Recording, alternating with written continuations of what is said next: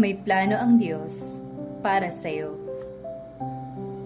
Hindi pinangarap ng batang pastol na si David na maging hari. Pinadala lang sa kanya ang keso at pagkain ng kanyang mga kuya na kasamang makikipaglaban nila Saul. Ngunit dahil sa pabuyang narinig, nainganyo siyang labanan si Goliath. Kahit wala siyang karanasan sa pakikipagdigma, pinanghawakan niya ang lakas ng loob mula sa Diyos na gumabay at nag-ingat sa kanya noong siya'y nakikipaglaban sa mababangis na leon at oso. Naniwala siya at natalo niya nga si Goliath. Gayunman, hindi ito magagawa ni David kung wala siyang matibay at malalim na pananampalataya sa kanyang inaasahan, ang Diyos. Mahaba pa ang panahon na lumipas at ang dami pa ring pinagdaanan na hirap ni David bago siya ginawang hari. Mahina ang loob at may pagkaduwag si Gideon. Nanghingi pa siya ng mga tanda sa Diyos bago maniwala at makumbinsing maipapanalo niya ang laban sa tulong ng Diyos. Ngunit sa kabila nito, iniligtas pa rin ng Panginoon ang mga Israelita sa pamamagitan niya. Hindi makapaniwala si Abraham at Sarah na magkakaroon pa sila ng sarili nilang anak dahil sa kanilang katandaan. Ngunit sa kabila ng kanilang pagtawa at kawalang pananalig sa balitang ito, ipinagkaloob pa rin ng Diyos si Isaac sa kanila at sila'y napuno ng galak.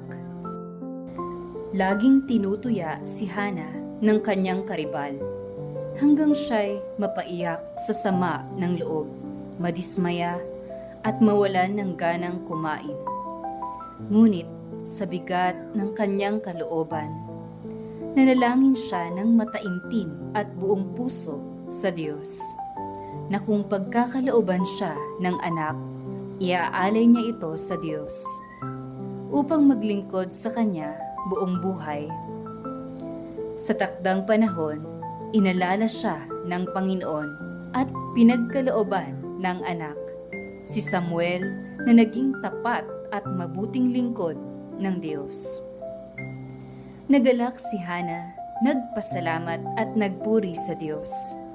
Pinanghawakan niya kung sino ang Panginoon, ang tanging may kakayahang magbigay ng buhay o bumawi nito, ang nagtataas at nagpaparangal sa mga mapagpakumbaba at ang nagbababa sa mga matataas ang loob at palalo, ang nagkakaloob ng mga biyaya at mga anak, at ang tanging may kakayahang bawiin ang mga ito.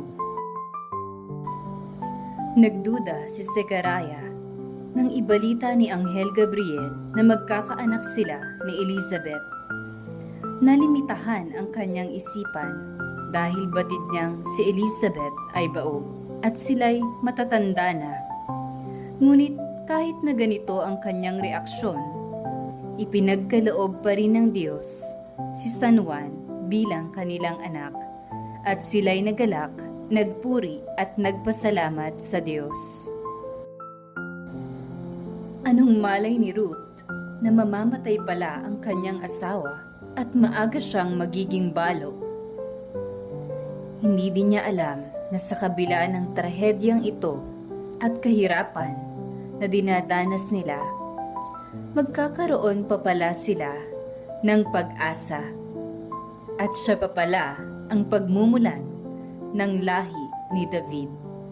Bagamat hindi siya Israelita, isang simpleng dalaga si Maria nang siya'y piliin ng Diyos upang maging ina ng kataas-taasan.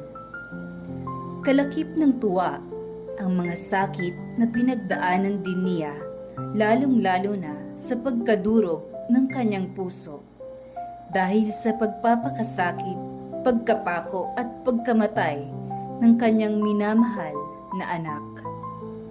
Ngunit matapos ang lahat ng ito, nanatili siyang nananalig at naghihintay sa Diyos.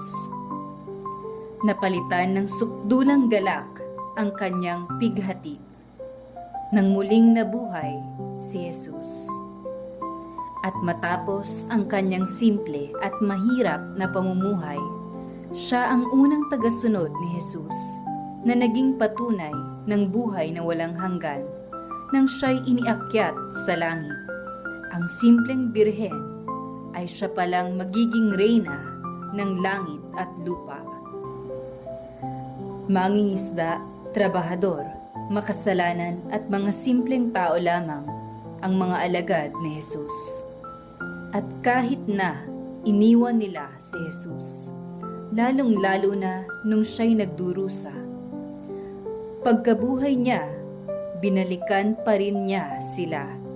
At sila pa rin pala ang pinagkatiwalaan niya sa pagpapatuloy ng kanyang misyon. Hindi birong hirap, gutom at karumal-dumal na pagkamatay ang inabot nila. Ngunit matapos ang saglit na panahon nila dito sa lupa, ay ang walang hanggang masaya at masaganang buhay sa langit, kapiling ang Diyos. Sila din ang pinagkatiwalaan sa langit ng iba't ibang katungkulan.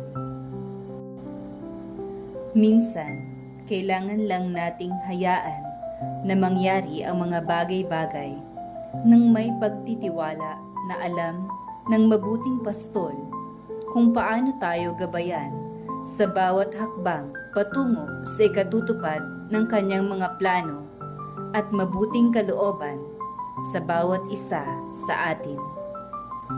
Kung hindi pa dumarating ang iyong panahon, sulitin mo ang mga paghubog na pinagdaraanan mo para maging handa at karapat-dapat ka pagdating ng mga iyon.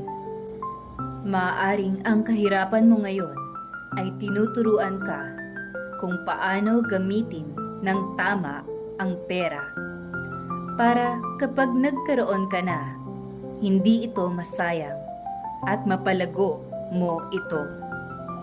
Maaaring ang kalungkutan mo ngayon ay tinuturuan kang hanapin ang liwanag sa iyong kalooban, ang nakatagong likas mong pagkamasayahin, para malaman mong sa'yo ito tunay na magmumula at hindi mo ito kinakailangang hanapin sa iba. Nang kapag dumating na ang mga tamang tao sa buhay mo, hindi mo sila masaktan, bagkus madulutan mo sila ng saya. Lawakan mo ang iyong imahinasyon. Huwag mong lilimitahan ang marami pang sorpresa at mabubuting bagay na inihanda na ng Diyos para sa iyo, bago ka pa man niya likhain. Huwag mong isusuko ang pag-asa. Patuloy kang umasa sa Diyos habang ginagawa ang abot ng iyong makakaya. Napakarami ng testimonya at patotoo ng Diyos, mga mananampalataya na nauna sa atin. Ilan sa kanila ay tanyag sa Biblia, lalo na sa Hebreo 11. Naway tulad nila, tayo din ay kalugdan ng Diyos sa ating patuloy na pananampalataya hanggang huli. Pananampalataya na hindi nakabase sa mga hinahangad natin dito sa lupa, kundi nakabase sa pagmamahal ni Kristo at sa langit na pangako ng Diyos. Sa ngalan ni Jesus. Amen.